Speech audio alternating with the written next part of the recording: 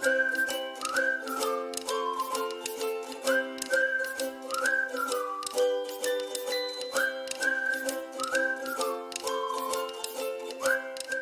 again, friends. It's Stan. And it's Taylor. And we're here to teach you Spanish lesson number Cinco. Cinco. 5 is cinco.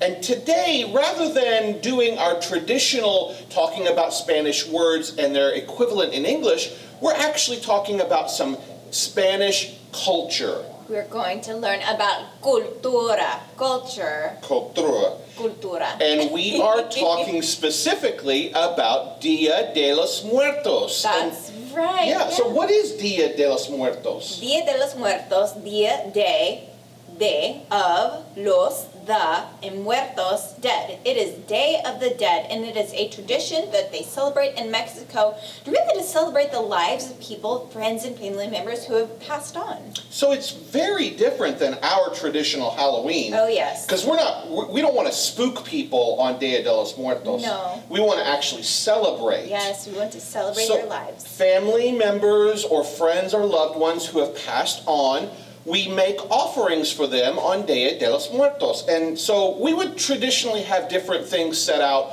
on an altar for that very special occasion. And it might include candles and flowers, and there are lots of paper things that you can make, art projects, flowers, paper flowers, and things like that that really kind of bring out the joy and happiness of this celebration. That's right. They make these beautiful altars for each family member. And an altar in Spanish is an ofrenda.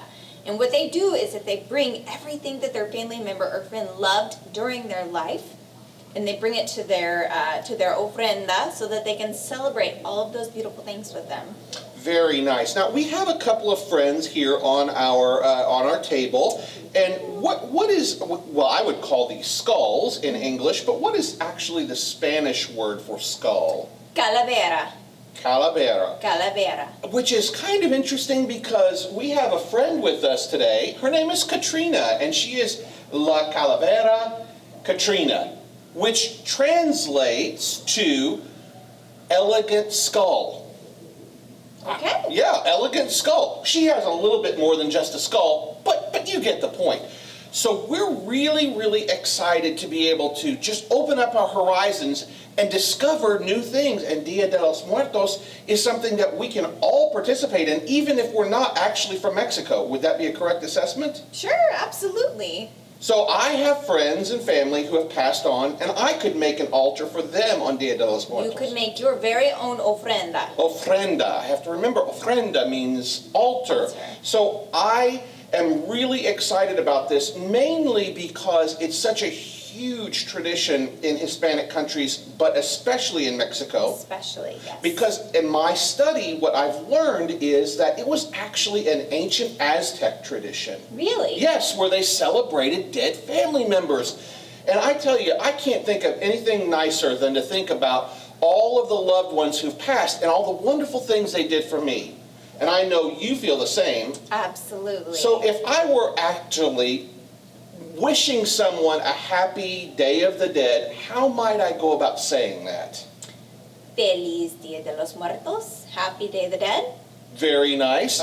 So actually, as we conclude our lesson today, really what we're talking about is that there are cultural differences that maybe we don't necessarily see on the surface, but actually have existed for a very, very long time. Absolutely. And it's good that we can include our Hispanic friends and neighbors in some of what we do, and hopefully they will include us in what they do. Yep. I'm so excited to learn all about these things, and if you notice Taylor's beautiful makeup today, and sugar skull, is that kind of what people are calling that now, is kind of a sugar skull? Sugar skulls are little sugar candy skulls that are traditionally eaten during Day of the Dead. But one thing that people do to both honor to the dead and to have representation is that they paint their face like a skull and make it ornate and beautiful with flowers and nice patterns, as you can see from our friends here as well. So we don't want like black and brown and gray colors. We want vibrant colors. We don't want spooky skulls. We want happy, vibrant skulls. Yes, happy, colorful, vibrant skulls. So I implore you to Celebrate Dia de los Muertos in whatever fashion you find. But look up the information because I promise you, it's really, really cool. Wow. So have a great week. Let us know what you're doing with Dia de los Muertos. And we want to hear from you at education@cmokids.org. We'll see you later. Bye.